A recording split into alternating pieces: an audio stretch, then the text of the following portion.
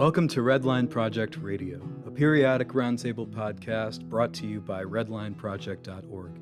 I'm your host, Jonah Nink, and joining me today are Redline Project student journalists Nicole Soraka, Chris Katsaros, Kate Pershka, Natasha Petrenko, and Alex Vashandi.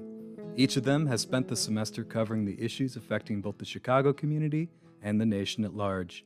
We've got a lot of important ground to cover, so sit back, relax, and let's get to it. Up first is Nicole Soraka, whose article Chicago Homicide Surge During Global Pandemic examines the relationship between gun violence and the ongoing health crisis. How are you doing today, Nicole? I'm doing swell. How about you? Doing great. So I read your article. Can you walk us through some of the data shown in your article and just kind of give us an idea of what it means for the affected communities? Yeah, definitely. So I decided to critically analyze homicide trends in the city through a different lens than I usually would. In the past, I would investigate levels of criminality in select neighborhoods or sectors of the city and decipher whether or not there are any correlations between levels of community organization and crime. However, for this story, I focused on highlighting homicide clearance rates in the city with emphasis on issues of gun proliferation. I conducted my research up until November 29th, where I collected data provided by the City of Chicago data portal revolving around around the number of recorded homicides.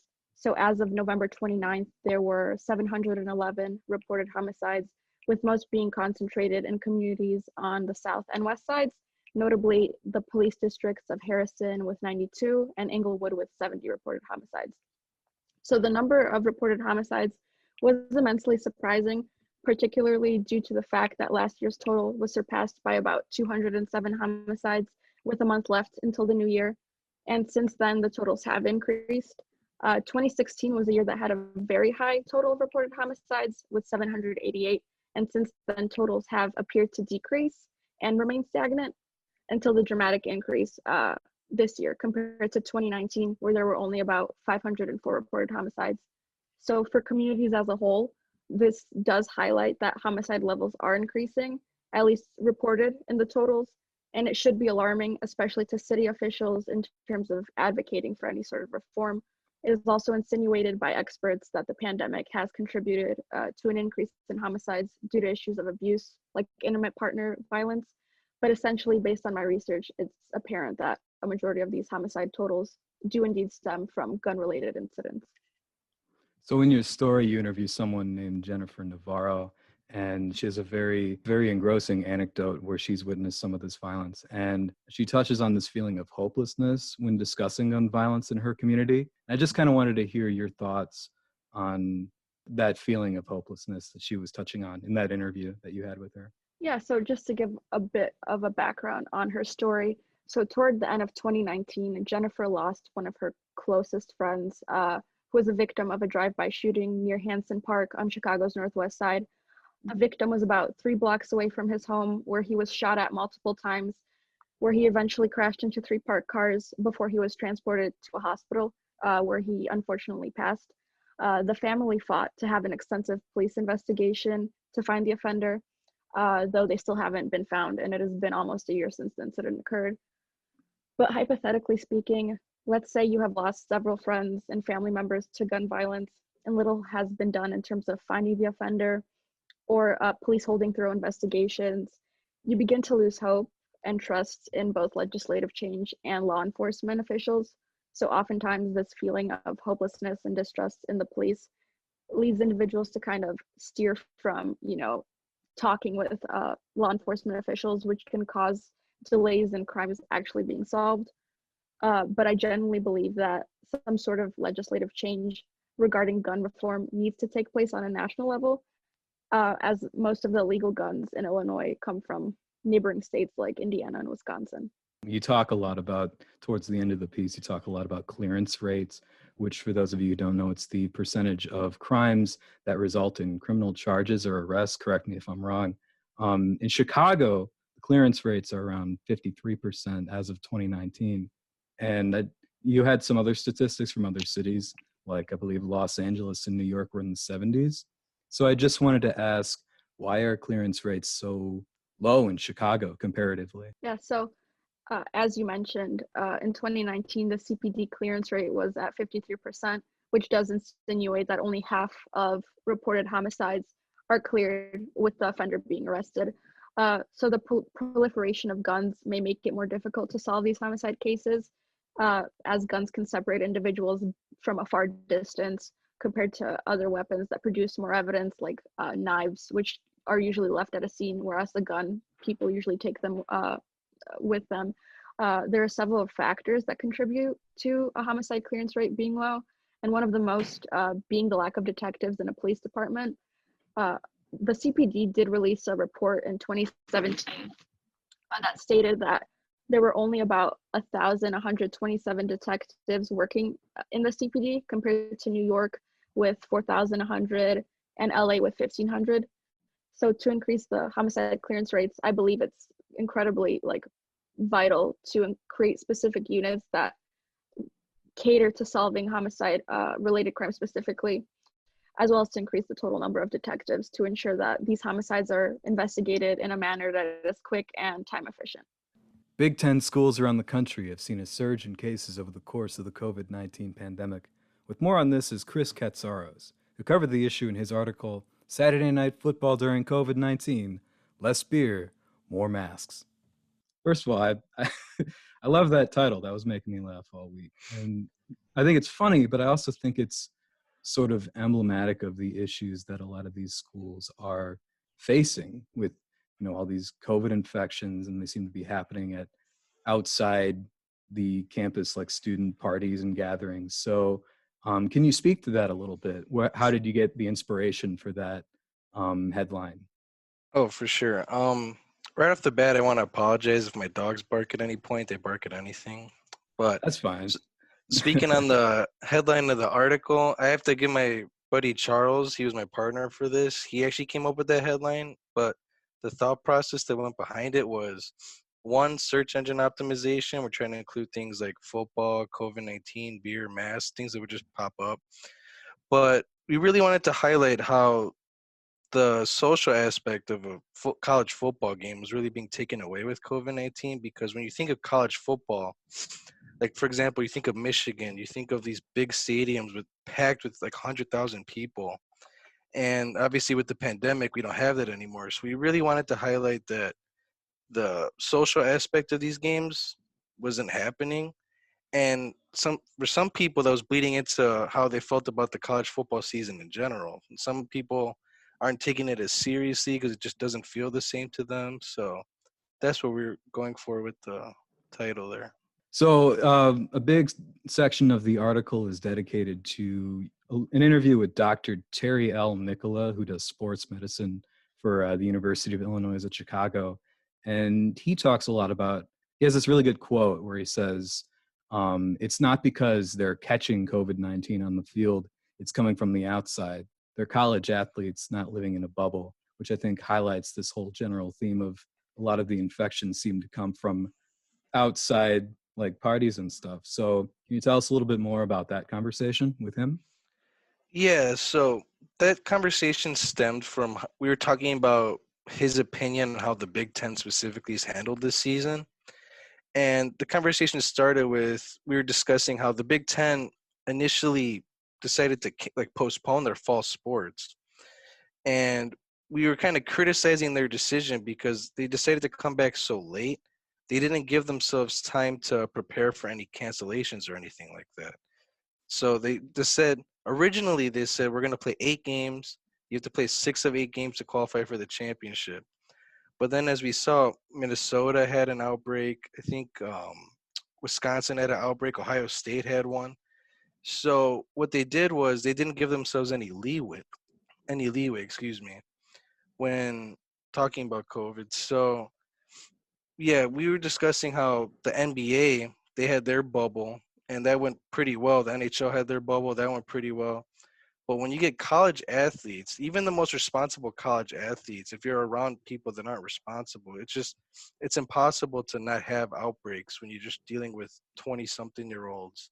Just in, and we know colleges are party atmospheres. Even the most strict colleges are party atmospheres. So it was inevitable for these outbreaks to happen. And whether you feel the Big Ten could have handled it better or not, I just don't think they considered that when deciding to come back so late in the season. Right. So in that same conversation with Dr. Nicola, he also talks about some of the long-term effects of COVID-19 and how it can affect the careers of student athletes, especially if it affects things like their heart. So can you elaborate a little bit more on what he said? Yeah, so without getting too technical, because I'm not going to pretend like I know all these terms or conditions, but I know a big one was arrhythmia in the heart, like skipping or racing heart. And he really just wanted to highlight how when we think of athletes, we think, okay, these people are in the best physical condition possible most of the time. So they're fine if they catch the virus. There's not going to be any sort of long-term effects. But if you're an athlete and your heart or your lungs aren't going to the best of their capability, aren't producing to the best of their capability, that's huge because you lose your edge. You lose your half a second in sports matters. So if you're losing your extra bit of oxygen, your extra bit of speed, just energy, that has a long-term effect on you. And if you're a college athlete trying to make it into the pros, which is already the odds are stacked against you, that's big because you're losing your physicality. So that's what we started to talk about. And then people don't think about this, but let's say you're a lineman in football.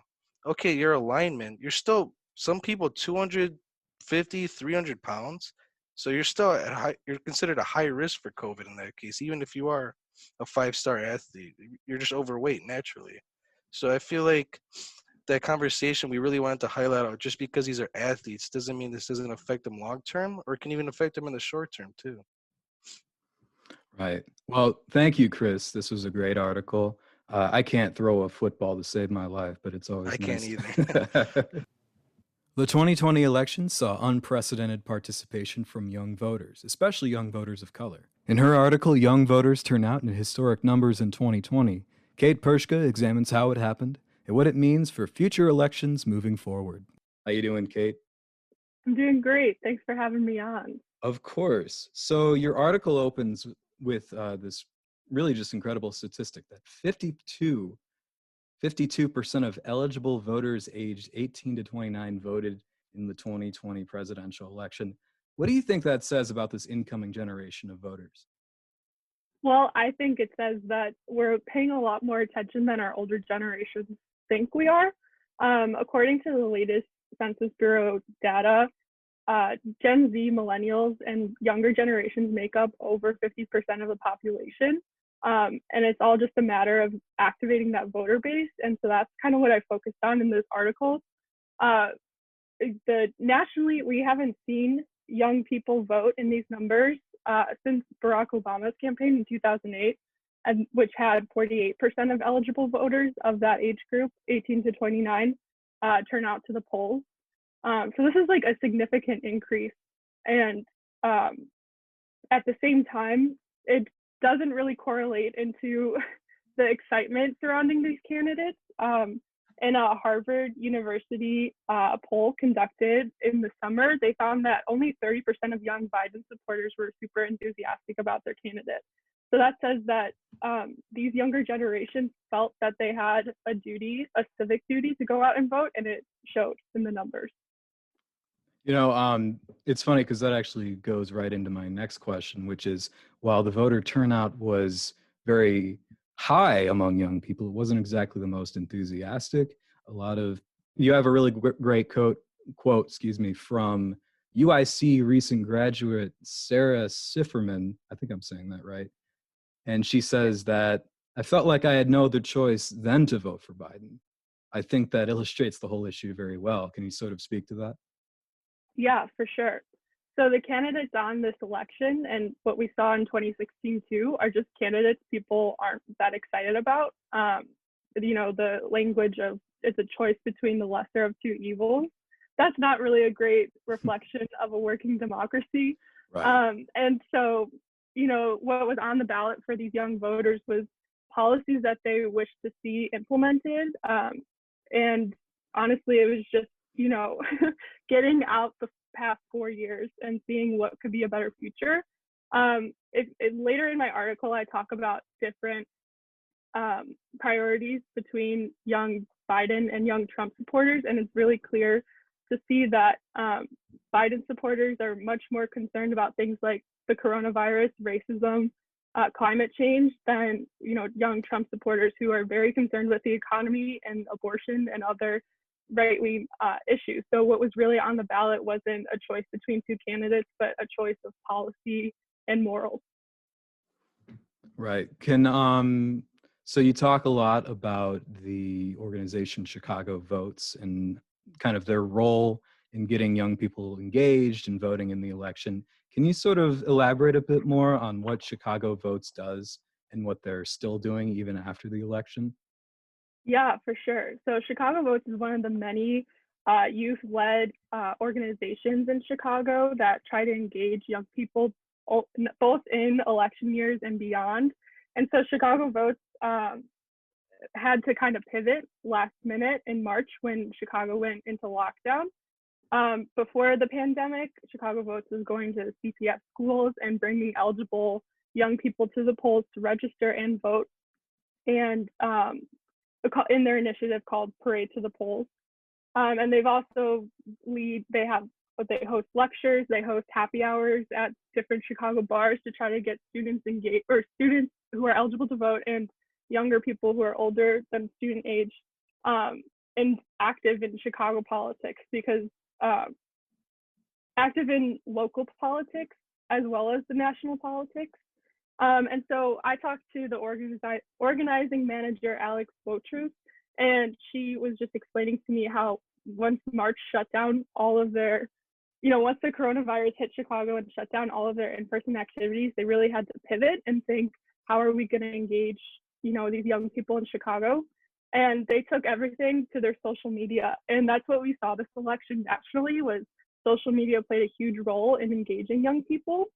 There's a statistic from the Center for Information and Research on Civic Learning and Engagement that said 64% of young people said that they were more informed about politics because of social media than in previous years. And I think that's just a super interesting statistic because social media was talked about so negatively in the last election, how, misinformation was spread. And This time along, it was key to engaging young people. So Chicago Votes decided that they were going to go into CPS virtual classrooms and do presentations, and they were going to host virtual happy hours instead of where they would have gone out to the bars. And they still were able to have the jail as a polling place, and they were able to bring smaller groups of members in to register inmates. And beyond the election, they have tons of programs, and including a court watching program to watch those judges who are up for retention elections every few years. And they hope to keep engaging students so we see more and more of a turnout with the younger generation. This next story really hits home because I myself am looking to graduate in the spring of this upcoming year. I'm sure a lot of you guys are in the same boat. And it's called COVID-19 Causing College Graduates to Face Unemployment. It's written by Natasha Petrenko. Now, Natasha, I think your story really hits home because I noticed you have a mix of the COVID-19 pandemic, which is really shutting down the whole of the service industry and the restaurant industry. And it's making companies hire less people. And it's already, like grad school is already expensive enough. So it's sort of like this big cocktail of just awfulness for recent graduates. I myself am a senior right now. I'm graduating in May, and I'm thinking, I'm having the issue of looking for jobs at the moment as well. And all my friends that have graduated or are graduating soon were really worried about like what's going on. So I thought, why not focus on college graduates? We already have the issue with debt, loans, things like that. And like you said, it's a whole cocktail of craziness with everything going on. So I ended up interviewing one of my friends that graduated from U of I. She actually planned to go to grad school to study law. She wanted to put that on hold because she thought it wasn't worth, doing online classes and paying full price. So she ended up she was unemployed for a little bit, and then she ended up working at a restaurant. And now we know how that's going with restaurants. Some are like only doing takeout, or, you know, it's a whole different story. But hers, she's only doing takeout and she's working like once a week. And then she explained her situation with like the unemployment benefits, and the $600 bonus was, you know, a great bonus for the time being, but then that ended up ending in July, and then they cut it to $300, and now that ended. So she was just saying she has a lot to worry about. She still has her student loan debts from U of I, and then she has car insurance, she needs to help pay rent.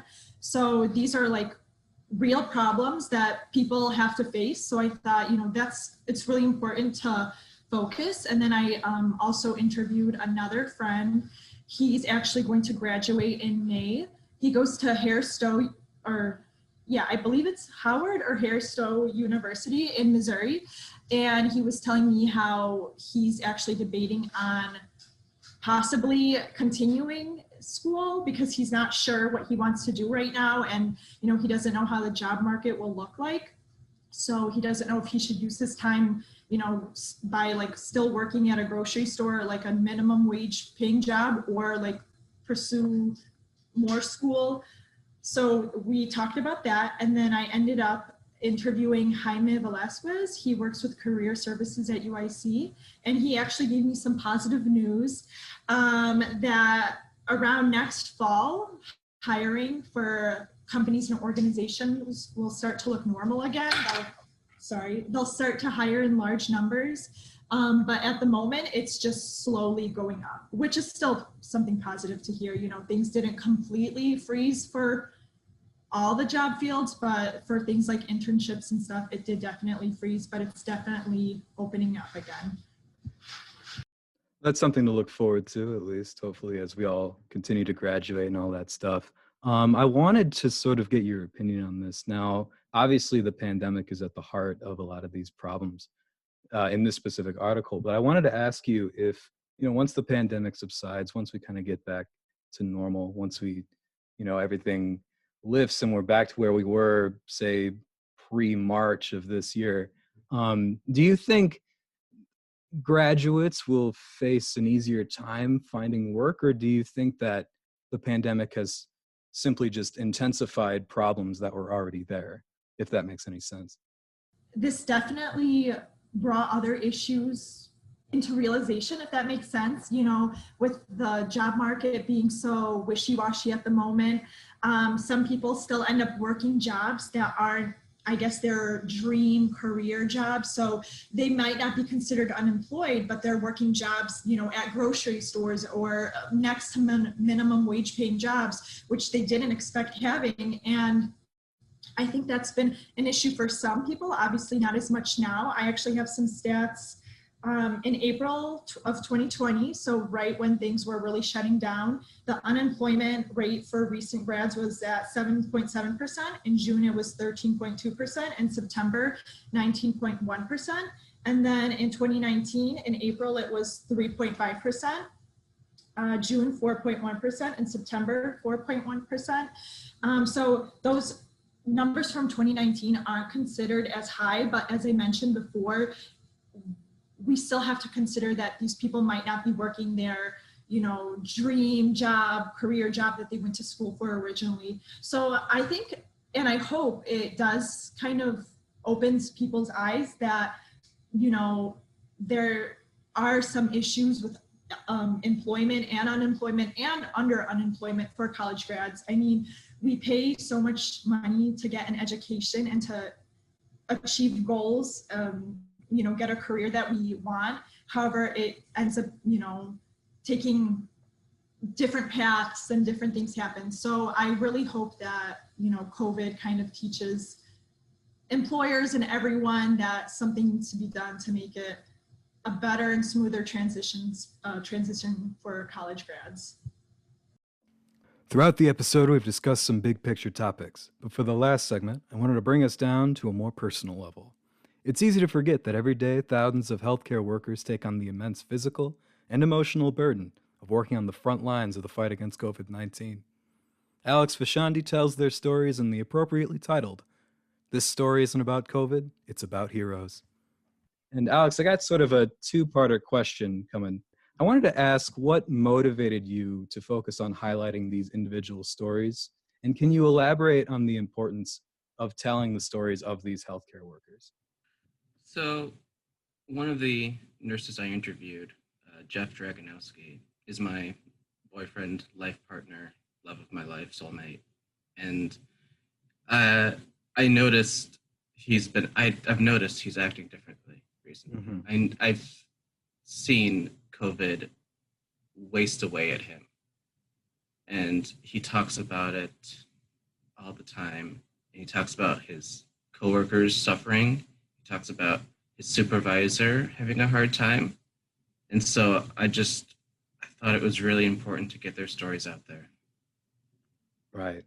You know, it was actually his story in particular that sort of inspired my next question. It's that a few of the healthcare